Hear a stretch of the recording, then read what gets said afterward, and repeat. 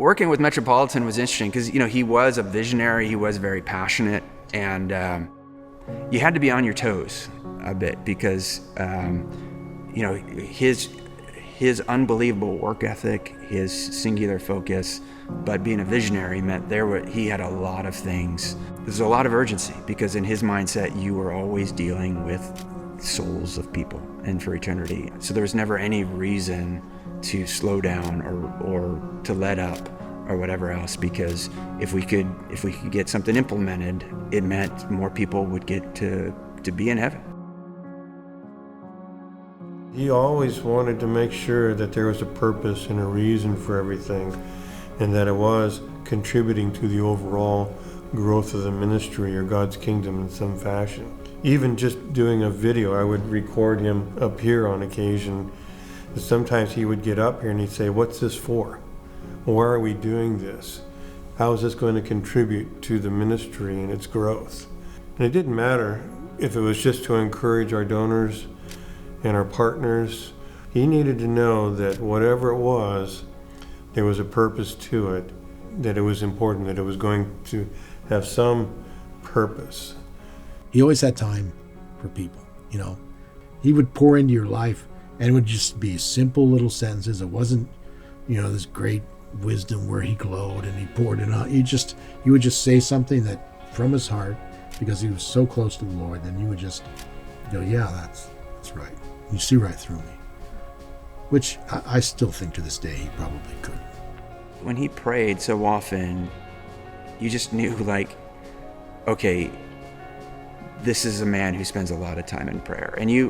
And times you'd almost feel like you were intruding on a private conversation, between him and the Lord. Here's two people who knew each other really well. The year he departed, just a month or so before he departed, we were dealing with a situation, and he calls me up. He said, "I've been fasting and praying the last 3 days, and here's what I think the Lord's leading us." And I remember just thinking, what 74-year-old takes 3 days to just fast and pray about, whatever, And who knows how many different things he was dealing with, and that was his normal mode of operations, if you will. So busy, yet so people-centered. You get a phone call out of the blue, and it's Metropolitan asking how you're doing. When I was really sick there for a while, about 12 years ago, he wanted to know how I was doing. I couldn't answer because I was so sick, but I still remember.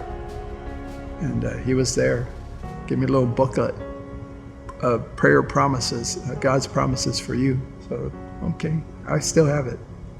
There's something interesting that happens as someone gets older. Either they get more grumpy and mean, or they actually get more sweet, and they seem to have a deeper understanding of the ways of God. I think my father was the latter.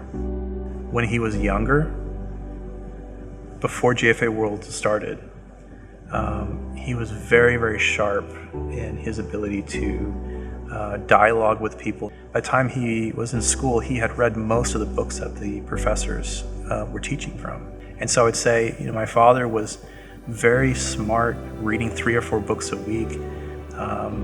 That's how he did, 40-something years of radio programs. When other people that are well-known radio speakers have entire teams gathering information, my father did it all by himself for all these years. But as he got older, towards the last 15 years or 20 years of life, information was not something that he wanted to hold on to. In fact, he wanted just to know God more and more at the end of his life. And this is what he would say: at the end of all things, we all stand before God by ourselves, no wife, no husband, no brother, no sister, no children, and we answer for ourselves. And what we have done to know God, not know about Him, but to actually know God, is all that matters. And he went to be with the Lord in that emphasis.